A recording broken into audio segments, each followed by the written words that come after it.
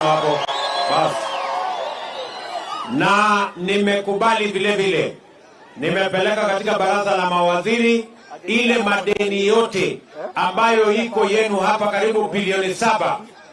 Kama serikali tumesema hiyo deni yote tunaifutilia mbali, ndio hii factory ianze upya na ianze bila madeni yoyote.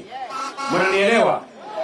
Na bunge imepitisha hivi majuzi, na mimi nataka niwaambie in the next 1 or 2 weeks tutatangaza rasmi vile hii kampuni itaendeshwa, ndio iwe manufaa kwa wakulima, wafanyikazi na uchumi wa sehemu hii ya Migori. Tumeelewana? Huyu Nyamita mbunge wenu alikuja amenisukuma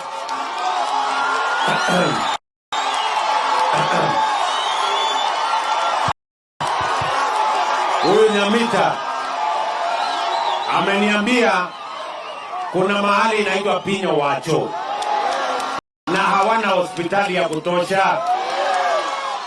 Nikamsaidia, nikamwambia mimi nitakujengea hospitali. Hapa tumeweka karibu shilingi milioni 50 katika hii hospitali 53. Tunaelewana?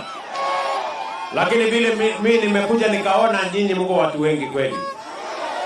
Nyinyi ni watu hapa Pinyo Wacho ama kuna watu kutoka mahali nyingine?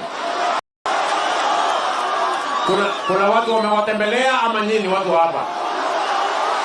Nyinyi ni wenyeji hapa? Hakuna wageni? Wageni ni mimi. So, kwa sababu nimeona mko wengi, wacha nitamuongezea hiyo pesa. Mimi naona sasa nyinyi watu mko wengi. So, nitaongeza pesa ya hospitali yenu mpaka milioni 100.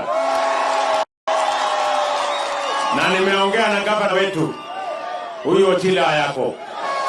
Pia mimi nataka nitapatia microphone baadaye aniambie, kwa sababu hii kazi ya hospitali ni kazi yake. Mimi nimekuja tu kumsaidia. Sio mna hiyo. Lakini yeye ameniambia atachota kitu.